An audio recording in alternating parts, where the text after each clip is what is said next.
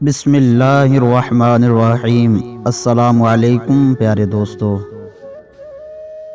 ایک گاؤں میں خوبصورت نوجوان تھا۔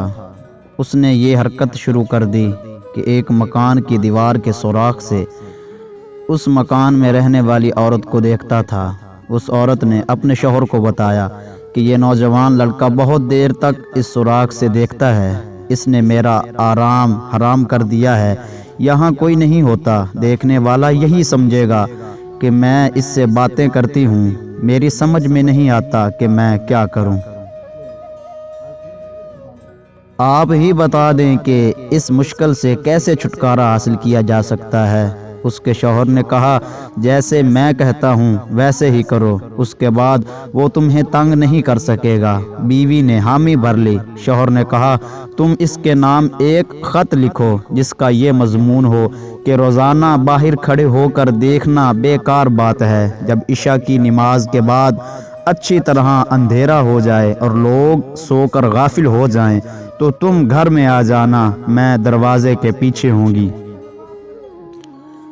چنانچہ اس کے بعد شوہر نے ایک گہرا گڑھا کھودا اور اس کے انتظار میں کھڑا ہو گیا۔ ادھر اس نوجوان نے خط پڑھا اور رات کے ہونے کا انتظار کرنے لگا، اور جب سب لوگ سو گئے پھر وہ نوجوان لڑکا آیا اور دروازہ کھولا اور اندر داخل ہوا۔ اس عورت کے شوہر نے اس کو دھکا دے کر گڑھے میں ڈال دیا اور اس پر مٹی ڈال دی۔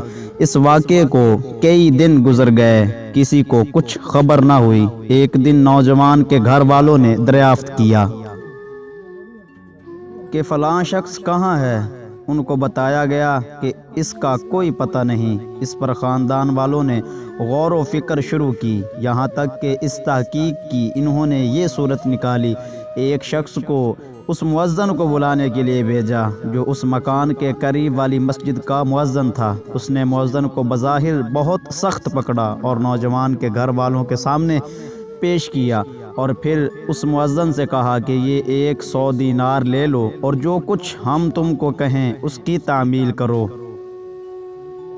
جب تم مسجد میں جاؤ تو عشاء کی آذان زیادہ رات گئے یعنی دیر سے دے کر بیٹھ جانا، پھر سب سے پہلے جو شخص تمہارے پاس آئے اور تم سے تمہاری گرفتاری نافذ ہونے کی وجہ پوچھے، تحقیق کرے تو اس کی اطلاع مجھے دینا۔ اس نے کہا، ٹھیک ہے۔ تو اس مؤذن نے ایسا ہی کیا۔